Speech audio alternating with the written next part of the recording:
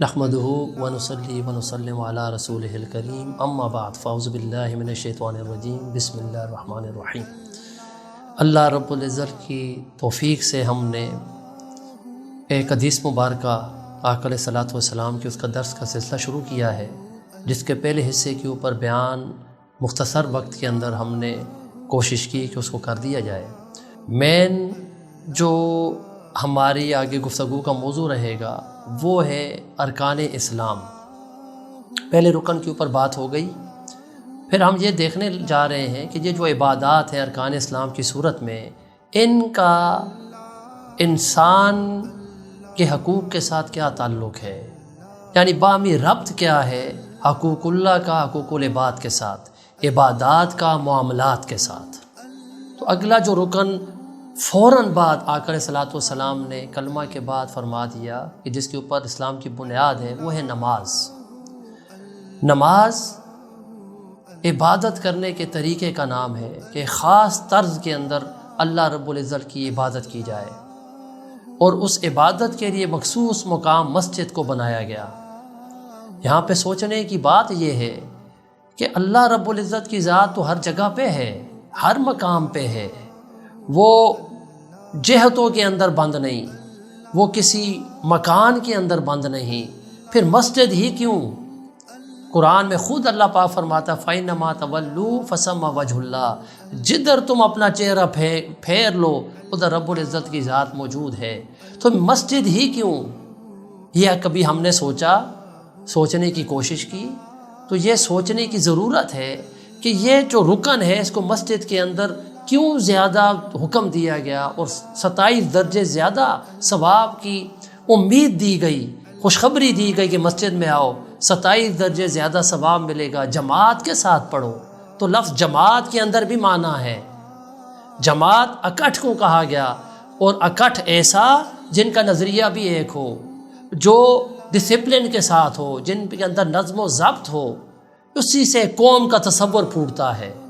تو فرمایا ایک امام کے پیچھے جا کے کھڑے ہو جاؤ، اور وہ امام وہ تمہیں تصور دے گا اطاعت امیر کا، کسی کے پیچھے کسی کا فالور بننے کا، کہ آقا علیہ الصلوۃ والسلام کے فالور بننا ہے تو یہ تربیت کر لو۔ تو ایک صف میں کھڑے ہو جاؤ، اس میں غریب اور امیر کا فرق مٹ جائے، طبقاتی تقسیم کا فرق مٹ جائے۔ اس لیے تو اقبال رحمہ اللہ تعالیٰ نے فرمایا تھا کہ کھڑے ہو گئے ایک ہی صف میں محمود و ایاز، نہ کوئی بندہ رہا نہ کوئی بندہ رواز، یعنی طبقاتی تقسیم ختم ہونے کا جو درس ہے وہ اس نماز کے اندر ملتا ہے۔ پھر نماز ہمیں پابندی وقت سکھاتی ہے کہ کسی کا وقت کتنا قیمتی ہے، وہ اس وقت کی پابندی نماز ہمیں سکھاتی ہے۔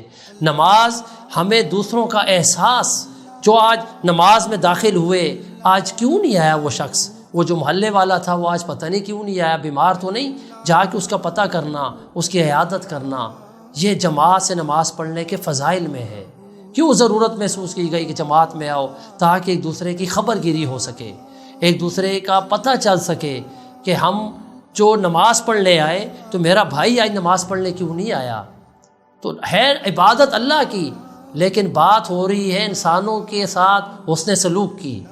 یہی تو پیارا امتزاج ہے اسلام کا۔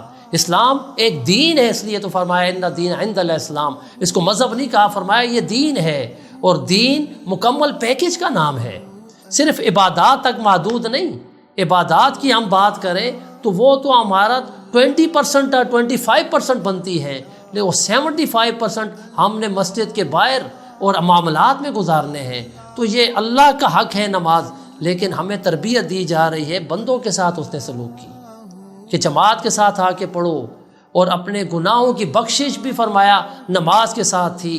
وہ ساری گناہوں کی بخشش بھی اس چیز میں تھی کہ تم جب مسجد میں آؤ گے تو ایک دوسرے کی تمہیں خبر ہوگی، ایک دوسرے کا تمہیں حالات سے واقفیت ہوگی، خبر گیری ہوگی، اور تمہیں درس ملے گا مساوات کا، تمہارے اندر سے نفرتیں ختم ہوگی، تمہارے اندر اجتماعیت آئے گی، تمہارے اندر سے گروہ بندی ختم ہوگی، تمہارے اندر سے تفرقہ ختم ہوگا، بلکہ یہ اس لیے فرمایا کہ نماز کلمے کے بعد سب سے اہم رکن، اور آقا علیہ السلام نے فرمایا کہ میری آنکھوں کی ٹھنڈک نماز میں ہے۔ کبھی فرمایا کہ 5 وقت سے نماز پڑھنے میں انسان کے گناہ دھل جاتے ہیں جس طرح 5 دفعہ غسل کرنے سے دھلتے ہیں۔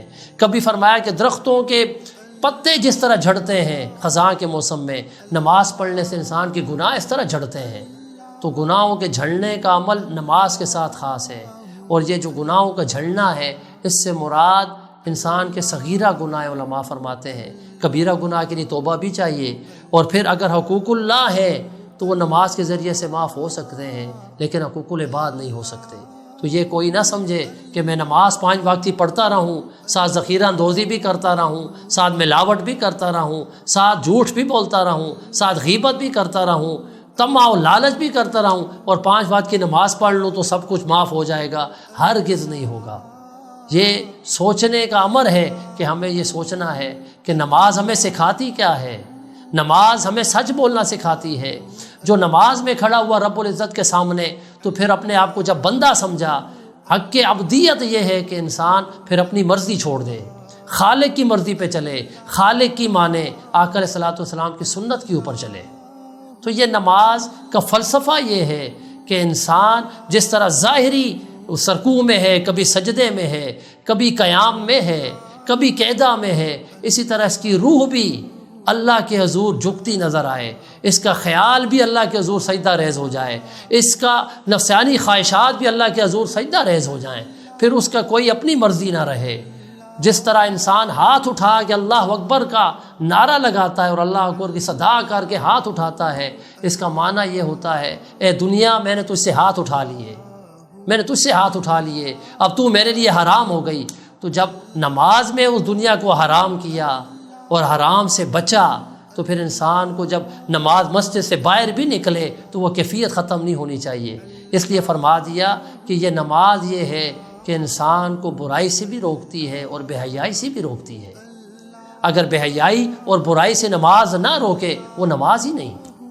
ہماری نمازوں پہ ہمیں غور کرنا ہے کہ ہماری نمازیں کیا ہمیں برائی سے روک رہی ہیں، ہمیں جھوٹ بولنے سے روک رہی ہیں، کسی کی حق تلفی سے روک رہی ہیں، ہمیں غیبت سے روک رہی ہیں۔ اگر نہیں روک رہی ہے تو یقین مانیں ہم نے نماز ہی نہیں پڑھی۔